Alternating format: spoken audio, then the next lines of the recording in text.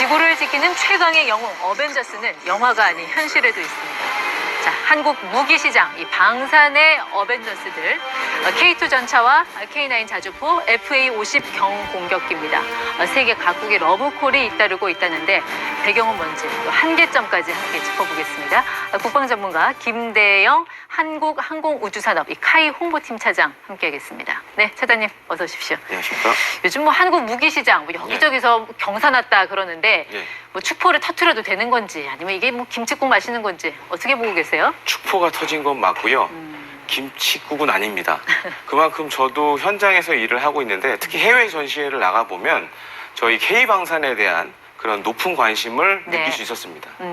최근에 이제 수주 잔해, 그러니까 무기를 외국과 계약해서 받는 그 금액, 그 잔고가 합치면요 한 100조 정도 된다고 하는데 한 20년 넘게 방산업계에서 일한 분으로서 이런 숫자 뭐 혹시 처음 보시나요? 사실 처음 본 숫자고요. 사실 현장에서도 그런 이게 정말 K방산이 잘 나오고 있구나라는 걸 사실 많이 체감을 하게 되는데요. 물론 제가 근무하고 있는 카이뿐만 아니라 다른 회사들도 인력 채용을 늘리고 있고 또 여러 가지 연구 개발 사업이라든가 이런 것들을 지금 적극적으로 추진하려고 하고 있습니다. 그래서 이런 지금 잘 나가는 추세를 계속 이어가기 위해서 다양한 투자들을 진행하고 있습니다. 네, 그러니까 사실 한국 전쟁 개전 초기만 해도 우리나라가 탱크 한 대 없는 나라였는데 이제는 정말 최대 방산 수출국이 됐다라는 게 어떻게 보면 참 상전벽해 같은 그런 느낌도 있잖아요. 그러니까 세계적인 그런 방산 관련된 뭐 기관들의 보고서를 봐도 거의 지금 우리나라가 탑 10 안에 들 정도로 그만큼 많은 성장세를 이뤄냈습니다. 그 성장한 배경은 어디 있다고 보세요? 아무래도 이제 그 우리나라 같은 경우에는 북한과 대치하는 상황이 지금 계속되고 있고 그러다 보니까는 전면전에 대한 대비를 군에서 계속적으로 해왔습니다. 그래서 전차라든가 자주포, 항공기 이런 것들에 대한 또 대량 생산 체제도 갖춰놨고요. 그런 것들이 최근에 사실 이 러시아의 우크라이나 침공으로 인해서 지금 급하게 무기를 요구한 나라들이 많아졌거든요. 그런 점에서 K방산이 주목을 받고 있고 또 고객의 요구에 맞춰서 빠른 시간 안에 지금 인도를 하고 있습니다. 그러니까 안타깝지만 뭐 러시아 우크라이나 전쟁이라든지 우리가 또 북한과 대치하고 있는 상황이 어떻게 보면 우리나라 방산 시장에는 기회 요인이 될 수 있다. 사실 안보를 위해서 그동안 우리가 계속 투자를 해왔던 것들이 지금 이제 빛을 발하고 있다고 보시면 되겠습니다. 그럼 최근 이렇게 우리 방산 시장을 끌어올린 효자들 잘 나가는 무기들 어떤 거예요? 3대 무기를 좀 소개를 드리려고 그러는데요. 맨 아래에 있는 게 이제 제가 공중에서부터 지상으로 좀 시작을 해보려고 하는데 맨 아래에 있는 게 바로 FA-50 경공격기 혹은 경전투기로 이제 많이 불리는데 사실 지금 원형인 T-50을 포함해서 한 300대 정도가 지금 운용이 되고 있습니다. 해외하고 국내 포함해서. 어디로 수출이 됐어요? 지금 최근에 가장 이제 수출된 곳은 어떻게 보면 이제 올해 첫 대규모 방산 계약이라고 할 수 있겠는데 말레이시아에 지금 18대가 수출됐고요. 지난해 이미 폴란드에 수출이 됐죠? 지난해에는 이제 48대, 그것도 이제 아마 국산 항공기 수출로는 최대 금액으로 제가 알고 있습니다.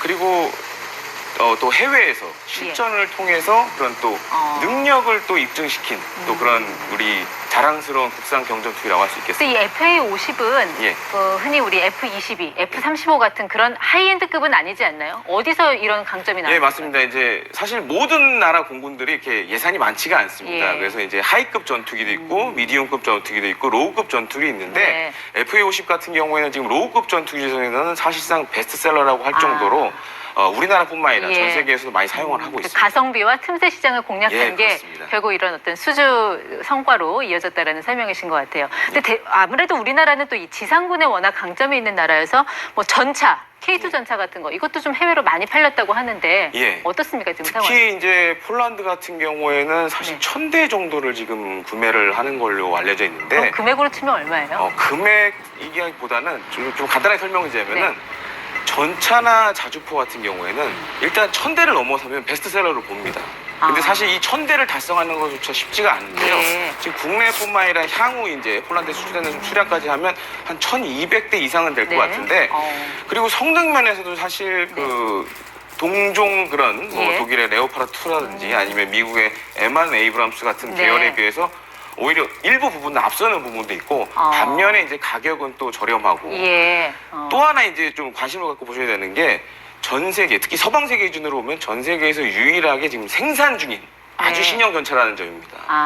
그러니까 이 레오파르드 2 같은 거는 더 이상 지금 생산을 안 하는 편이죠. 일부는 새로 예. 만들긴 하는데요. 기본적으로 과거에 만들어놨던 네. 전차를 성능 개량해서 이제 판매하는 방식인데요. 예. 어떻게 보면 이제 중고차를 재활용한다는 개념으로 볼 수 있는데 이제 그렇게 되면 어떻게 보면 차량의 수명이 네. 새로 나오는 것보다 좀 짧겠죠. 그렇게 뭐 가격 대비 성능 좋은 우리 전차가 예. 물론 폴란드로는 수출 성공했습니다만 노르웨이 수출은 왜 불발이 됐을까요? 뭐 뒷이야기 같은 게 좀 있습니까? 사실 이게 방산 수출이라는 게 뭐 성능이나 가격도 물론 중요한 변수가 있지만은 그 밖에 좀 다른 요소들이 있습니다. 이제 네. 노르웨이 같은 경우에는 나토 회원국이고 여기에 대해서 이제 기본적으로 방산 수출할 경우에 예. 이 절충 교육이라는 게 있습니다. 우리가 이만큼 물건을 사니 일정 퍼센테이지 뭐 우리가 원하는 예를 들어서 뭐 기술 이전이라든지 예. 아니면 우리나라에서 만들고 있는 무기를 좀 사주세요 라는 그런 조건들이 있는데 이번 노르웨이 수출 같은 경우에는 일단 노르웨이가 나토 회원국이고 또 독일과 같은 나토 회원국이기 때문에 좀 그런 문제도 있었고요. 또 한 가지 이제 절충 교육 같은 부분에서도 요구도가 좀 많았다는 걸로 이렇게 전해지고 있습니다. 그러니까 그 주요 선진국들 방산 시장은 자기들끼리 그렇게 이제 클러스터를 짜고 하기 때문에 참 들어가기 어려운 면이 또 있는 것 같아요. 사실 그런 부분이 없잖아 있는데요. 다만 이제 K방산 지금 이렇게 잘 나가는 이유 중에 하나는 네. 그거를 넘어설 수 있는 아. 가성비가 또 있기 때문에 예. 일부 국가들 같은 경우에는 또 선진국 같은 경우에는 또 우리 K방산을 네. 선호하는 그런 케이스도 있습니다. 알겠습니다. 마지막으로 남은 게 이제 K9 자주포. 이거는 그러니까 전차에 싣는 어떤 대포 같은 걸 말하는 거잖아요. 그러니까 움직이는 대포라고 생각을 하시면 예. 될 것 같은데요. 사실 지금 K9 자주포만 하더라도 한 1000문 이상이 지금 양산이 됐고 생산이 됐고 어디로 수출됐습니까? 주로 이제 호주도 있고요. 그다음에 이제 노르웨이도 있고 노르웨이도 네. 뭐 아까 이제 K2 전차 얘기하셨지만은 그 노르웨이도 수출된 바 있고 핀란드라든지 또 나토 회원국도에도 일부 수출됐고요. 네. 사실상 지금 현존하는 자주포 가운데 특히 서방 세계 기준으로 하면 사실 베스트셀러 자주포라고 할 수 있겠습니다. 네, 그 우리 국방부를 뭐 포방부라고도 하듯이 우리 어떻게 보면 포의 나라기도 하잖아요. 예. 네, 근데 우리 그 K9 자주포의 앞으로의 어떤 경쟁력 이런 거는 신뢰해도 됩니까? 예, 그렇습니다. 이제 K9 자주포 같은 경우에는 향후 수출 물량까지 하면 제가 확인해 본 바로 한 예. 2,400여 문 정도 되는데 사실상 월드 탑 클래스의 지금 수주량을 갖고 있다라고 네. 보시면 되겠습니다. 그리고 이제 우리 군도 향후 지속적으로 K9 자주포를 이제 성능 개량할 예정이라 네. 이런 것들이 만약에 해외 시장에 반영이 된다라면은 또 향후 또 지속적인 수출도 이어질 네. 거로 생각됩니다. 근데 이런 전차나 포 같은 중장비는 무슨 네. 뭐 핸드폰, 노트북처럼 연마다 바꿀 수 있는 게 아니니까 한 번 수출하면 끝나는 거 아닌가 싶은데. 보통 이 전차 자주포 그다음에 항공기 같은 경우 군용기 같은 경우에는 수명 주기를 한 30년 정도로 봅니다. 그래서 사실 이제 30년 생각해 보면 이게 굉장히 긴 시간이라고 볼 수 있는데 그 중간 중간에 이제 어떻게 보면 이제 AS라든가 예. 이런 것들로 또 다른 이제 수익을 창출할 수 있기 때문에 네. 그런 것들이 또 어떻게 보면 향후 K 방산의 예. 미래 먹거리가 될 수 있습니다. 그러니까 수출 끝나도 그 뒷단의 어떤 애프터 마켓이 계속해서 형성될 예, 수 있는 게 또 방산 시장의 특징이라고 말씀을 해주신 것 같고요.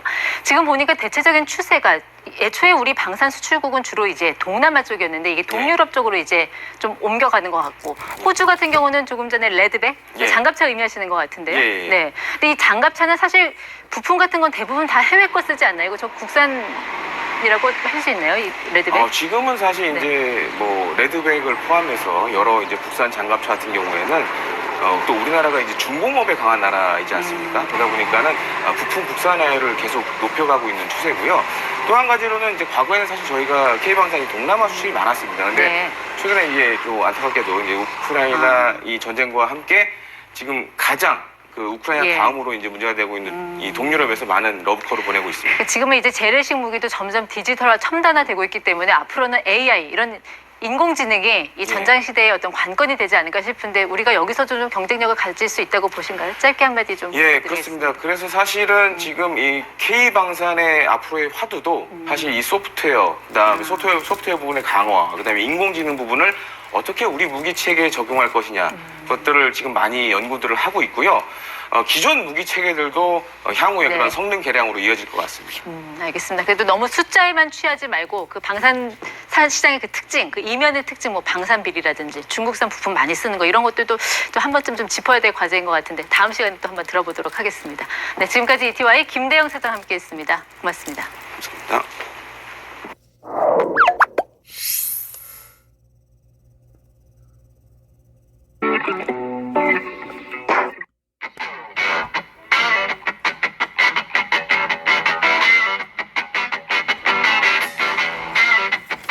이웃 국가에서 전쟁이 벌어지고 있는 상황 속에서 불안정한 국제 정세에 군비를 확충해 나가고자 하는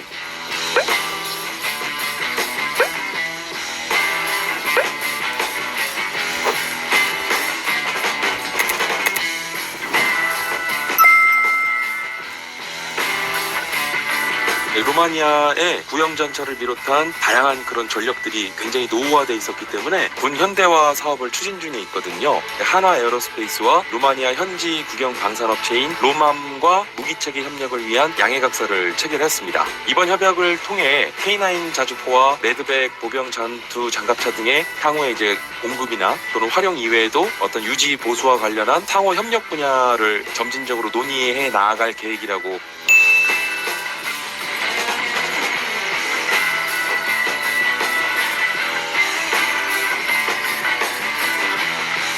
납기 준수에 따른 계약 이행에 대한 부분, 가성비 측면에서의 가격 경쟁력이라든가 그다음에 후속 군수 지원에 대한 부분, 기술 이전과 현지 생산이라고 하는 패키지 딜 방식 등이 굉장히 매력적으로 어필이 됐을 수밖에 없을 것이다.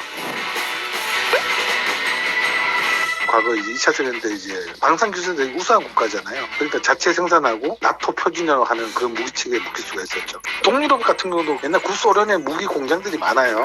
거기서 생산된 무기를 이제 쓰는 거죠.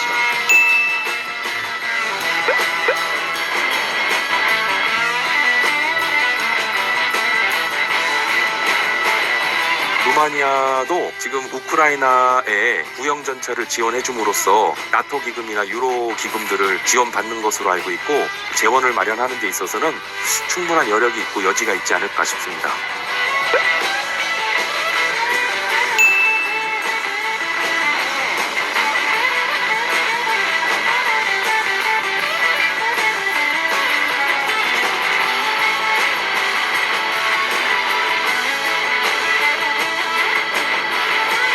우리나라가 적극적인 현지화 전략을 중심으로 방산 수출 전략을 펼친다면 조만간 또 방산 수출에 낭보가 또 들려올 수 있지 않을까